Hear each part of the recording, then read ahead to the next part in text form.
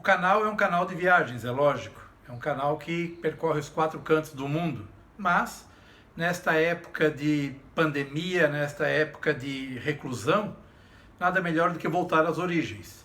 E como a quarentena é longa, como a quarentena ela tem que ser respeitada, eu resolvi fazer esse vídeo da origem de onde eu estou, que é o Balneário Rincão em Santa Catarina, que é quem me recebe, a minha terra, né?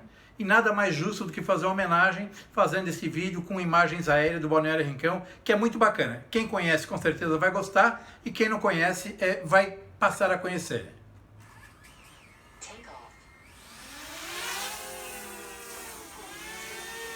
Como a quarentena tem que ser respeitada e não dá para viajar, só de drone. E é por isso que as imagens são aéreas feitas pelo drone.